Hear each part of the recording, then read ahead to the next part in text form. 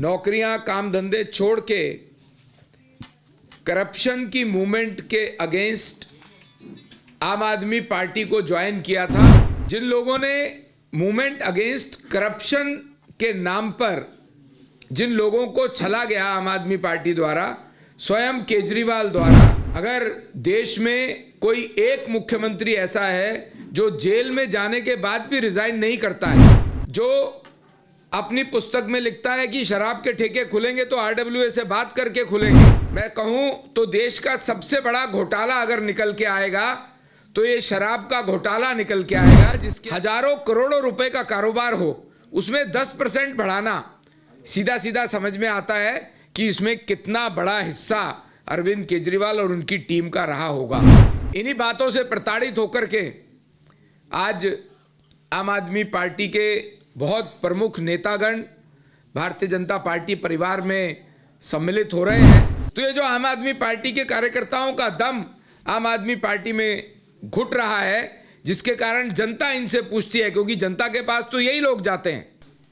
अपनी नौकरियां काम धंधे छोड़ के करप्शन की मूवमेंट के अगेंस्ट आम आदमी पार्टी को ज्वाइन किया था और पिछले चुनावों में उन्होंने आम आदमी पार्टी का बड़ा प्रमुख कार्यकर्ता के नाते काम भी किया। किसी ने चुनाव लड़ा, कोई विधानसभा के और जिला के प्रमुख लोग हैं।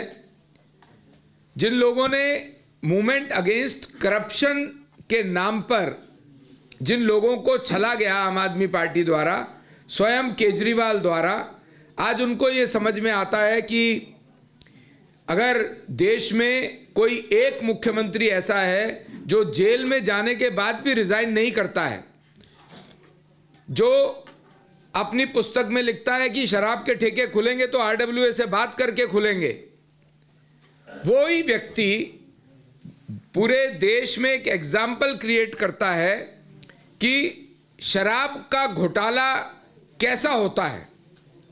पूरे देश में एक पॉलिसी चलती है शराब की दुकानों के लिए, पर उन सब से हटके मैं कहूं तो देश का सबसे बड़ा घोटाला अगर निकल के आएगा तो ये शराब का घोटाला निकल के आएगा, जिसके अंदर आप एक छोटे से उदाहरण के साथ सबको समझ में आता है कि शराब का घोटाला इतना बड़ा कैसे हो सकता है।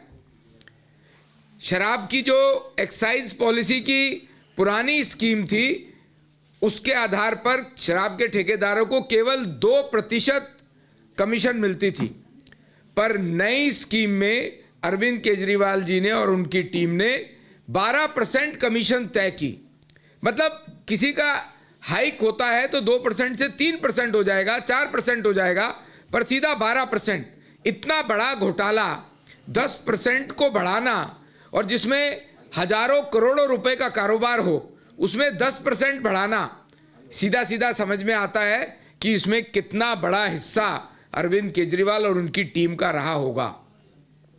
इन्हीं बातों से प्रताड़ित होकर के आज आम आदमी पार्टी के बहुत प्रमुख नेतागण भारतीय जनता पार्टी परिवार में सम्मिलित हो रहे हैं, और इनको इस बात की भी परेशानी है कि पिछले 10 सालों में आम आदमी पार्टी की जो दिल्ली के अंदर आपदा सरकार है, उसने कुछ नहीं किया।